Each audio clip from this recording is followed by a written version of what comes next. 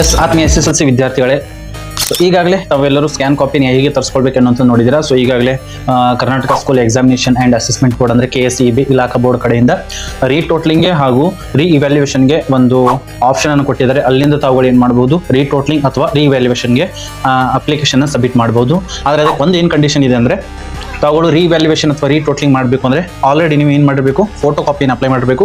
ಅದು ಮ್ಯಾಂಡೇಟರಿ ಇದೆ. ಸೊ ಯಾವ ವಿಷಯದ ಫೋಟೋ ಕಾಪಿಯನ್ನು ತಾವುಗಳು ತರಿಸ್ಕೊಂಡಿರ್ತೀರೋ ಆ ವಿಷಯಗಳಿಗೆ ಮಾತ್ರ ರೀಟೋಟ್ಲಿಂಗ್ ಆ್ಯಂಡ್ ಇವ್ಯಾಲ್ಯೂಯೇಷನ್ ಅಪ್ಲೈ ಆಗುತ್ತೆ. ಮಿಕ್ಕಿದ್ದು ಎಲ್ಲ ಸಬ್ಜೆಕ್ಟ್ಗೆ ಅದು ಅಪ್ಲೈ ಆಗೋದಿಲ್ಲ. ಸೊ ಇದೊಂದು ನೆನಪಿರಲಿ. ಹಾಗೂ ಈಗಾಗಲೇ ನಿಮಗೆ ಬೇಕಿದ್ರೆ ತಾವುಗಳು ಅಪ್ಲೈ ಮಾಡ್ಬೋದು. ಇದನ್ನು ಯಾವ ಥರ ಅಪ್ಲೈ ಮಾಡಬೇಕು ಅನ್ನೋದು ಜಕಾರ್ ಅಕಾಡೆಮಿ ಚಾನಲ್ ಲಿಸ್ಟಲ್ಲಿ ಇದೆ.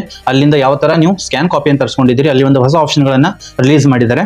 ಅಲ್ಲಿ ಏನೇನಿದೆ ಅಂದರೆ, application for retotalling, application for evaluation, click here to download photo copy and click here to know the status of application. So ನಿಮಗೆ ರೀಟೋಟ್ಲಿಂಗ್ ಅಥವಾ ಇವ್ಯಾಲ್ಯೂಯೇಷನ್ ಅನ್ನು ಹಾಕೋಬೇಕಂದ್ರೆ ಅದರ ಮೇಲೆ ಕ್ಲಿಕ್ ಮಾಡಬೇಕು, ನಿಮ್ಮ ರಿಜಿಸ್ಟ್ರೇಷನ್ ಎಂಟ್ರಿ ಮಾಡಬೇಕು, ಒಂದಿಷ್ಟು ಫೀಸ್ ಇರುತ್ತೆ, ಅಲ್ಲಿ ನಿಮ್ಮ ಅಕೌಂಟ್ ನಂಬರನ್ನು ಹಾಕಬೇಕು, IFSC ಕೋಡ್ ಹಾಕಬೇಕು. ಯಾಕಂದರೆ ಫಾರ್ ಎಕ್ಸಾಂಪಲ್ ನೀವು ಹಾಕಿರುವಂಥದ್ದು ಇವ್ಯಾಲ್ಯೂಯೇಷನ್ ಅಥವಾ ರೀಟೋಟ್ಲಿಂಗ್ ಕರೆಕ್ಟ್ ಇತ್ತು ಅಂದರೆ ನಿಮಗೆ ರೀಫಂಡ್ ಅಮೌಂಟ್ನು ಕೂಡ ನಿಮ್ಮ ಅಕೌಂಟ್ಗೆ ಜಮಾ ಆಗುತ್ತೆ. ಸೊ ಇದಾಗಿತ್ತು ಇನ್ಫಾರ್ಮೇಟಿವ್ ವಿಡಿಯೋ. ಸೊ ಇಂಥ ವಿಡಿಯೋಗಳಿಗಾಗಿ ಜಕಾರ್ ಅಕಾಡೆಮಿನ ತಪ್ಪದೆ ಸಬ್ಸ್ಕ್ರೈಬ್ ಮಾಡಿ.